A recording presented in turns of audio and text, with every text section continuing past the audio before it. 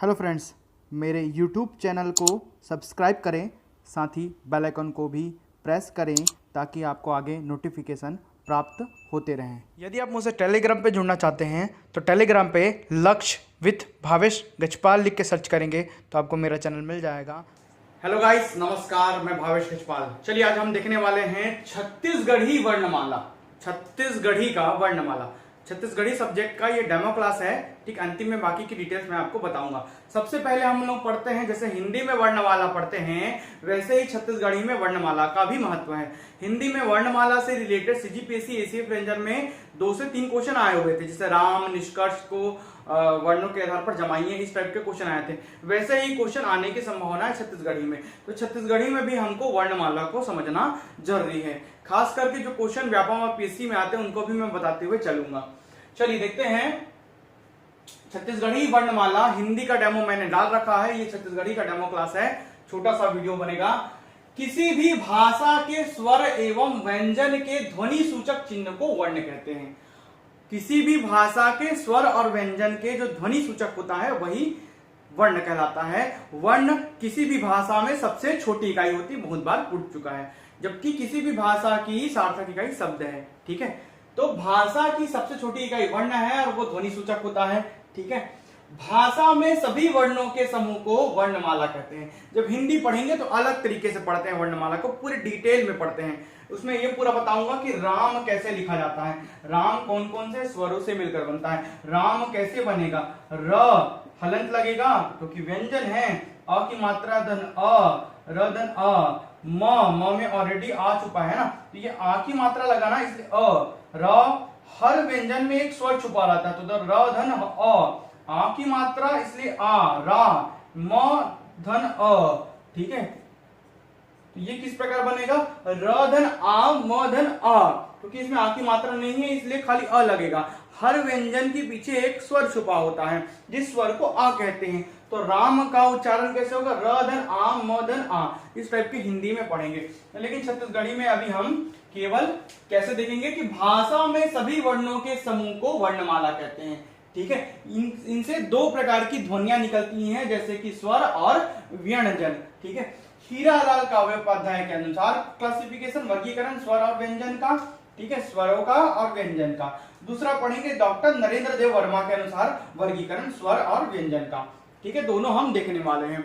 सबसे पहले देखते हैं हीरालाल काव्योपाध्याय के अनुसार, जिन्हें छत्तीसगढ़ी व्याकरण का पाणिनि कहा जाता है, अर्थात जो संस्कृत के प्रकांड पंडित है पाणिनि, उनसे इनकी तुलना की जाती है।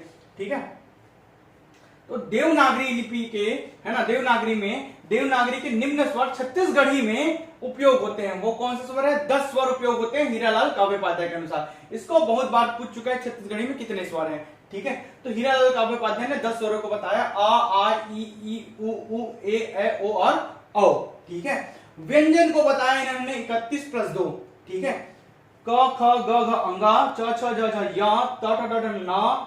ठीक है, रा और डा, ये जो है द्विगुण व्यंजन कहलाते हैं, इनको +2 में जोड़ा गया है। ठीक है, त थ द ध न, प फ ब भ म, य र ल व श और ह। षटकोण के साथ, सरोता के साथ ये सभी शामिल, षटकोण के साथ शामिल नहीं है, जबकि सरोता का साथ शामिल है। डॉक्टर नरेंद्र देव वर्मा के अनुसार स्वरों की संख्या 8 है, ये भी याद रखना। अगर इनके अनुसार पूछ दिया तो 8 आप लगाएंगे आंसर पे। आ ई उ ए और ओ, ए और औ को शामिल नहीं किया गया है। इन्होंने ए और औ को 2 संध्यक्षर कहा है।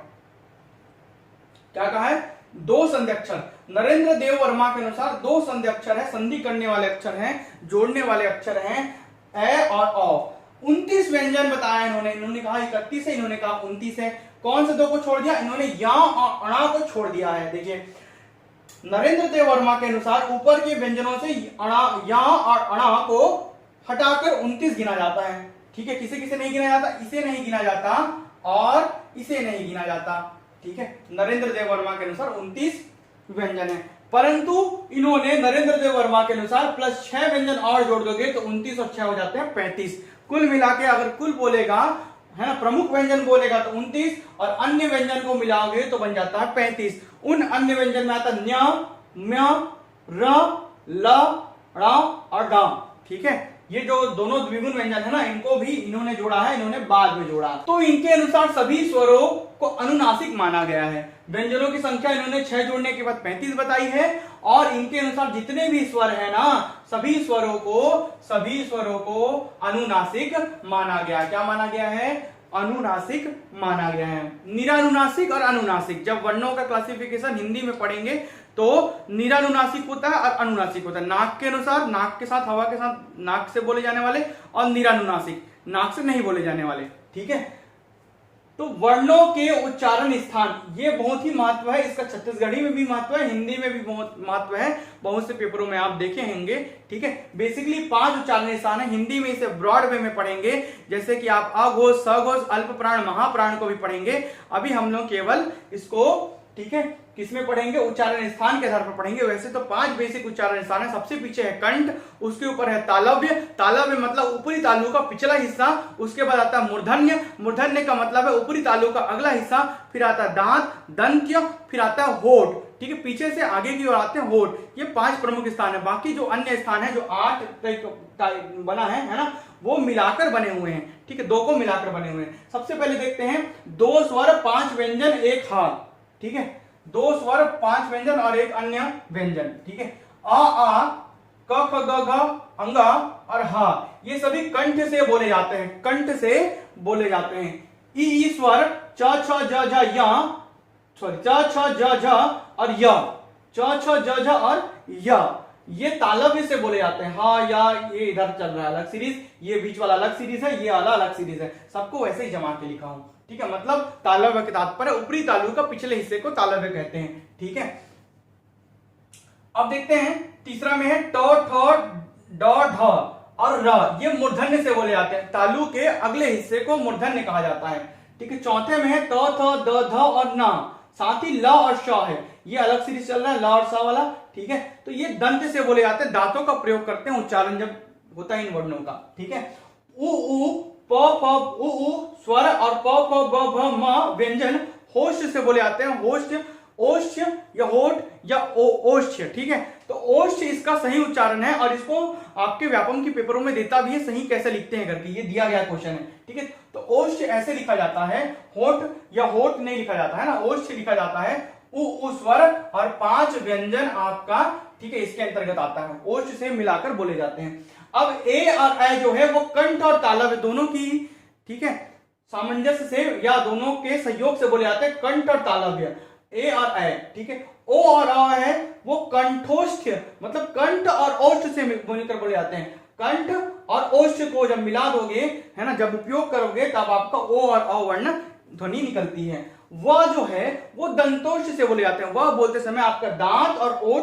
दोनों उपयोग होता है, इसलिए इसे दंतोष्ठ कहा गया है। ठीक है, इस प्रकार यह वर्णमाला का बेसिक जानकारी है, जो वर्णों के उच्चारण स्थान और किनके आधार पर स्वर और वर्णों का क्लासिफिकेशन मैं बताया हूं, सभी मानक बुक से हैं। ठीक है, इसके अलावा आप हिंदी और छत्तीसगढ़ी की विशेष कक्षाएं ज्वाइन कर सकते हैं। ज्वाइन करने के लिए 7470999978 पर केवल व्हाट्सएप करें। एसीएफ रेंजर की विशेष कक्षाएं हैं ये। ठीक है, पूरे सिलेबस के अकॉर्डिंग बताया जाएगा। हिंदी का भी डेमो देख लीजिए, पूरा बताऊंगा कि क्वेश्चन कहां कौन कौन से टॉपिक से आया है, क्वेश्चन को दिखाते हुए पढ़ाऊंगा। ठीक है, और 20 से 25 दिनों में आपका पूरा कोर्स मैं कंप्लीट कर दूंगा हिंदी और छत्तीसगढ़ी का। एकदम मिनिमम कॉस्ट है। अगर आप इस वीडियो को आज देख रहे हैं तो आज देखते हुए यदि आप मुझे व्हाट्सएप करते हैं, केवल व्हाट्सएप करें, कॉल ना करें, है ना, तो व्हाट्सएप करते हैं तो आप मुझे बोलेंगे LWBG, लक्षवित भावेश गजपाल, ऐसे कैपिटल में लिख के देंगे। ठीक है, ये कोड है, एक प्रकार का कूपन कोड मान के चलिए। तो आज आपको हिंदी और छत्तीसगढ़ी ज्वाइन करने पर विशेष छूट दिया जाएगा। जो भी अमाउंट है, टोटल अमाउंट, उससे विशेष छूट दिया जाएगा अगर आप मुझे कैपिटल में LWBG लिखकर भेजते हैं। तो इसका मतलब मैं समझ जाऊंगा कि आपने मेरा वीडियो देखा है और मुझे, ठीक है, आप व्हाट्सएप कर रहे हैं। तो आज अगर आप मुझे व्हाट्सएप करते हैं LWBG लिखकर हिंदी और छत्तीसगढ़ी के लिए, हिंदी का भी डेमो देख लीजिए, प्लेलिस्ट में डाला है। ठीक है, तो आपको मैं विशेष छूट दूंगा। इस नंबर पर व्हाट्सएप करें 7470999978 पर। बाकी की डिटेल्स और प्रोसीजर मैं उसी में बताऊंगा। धन्यवाद।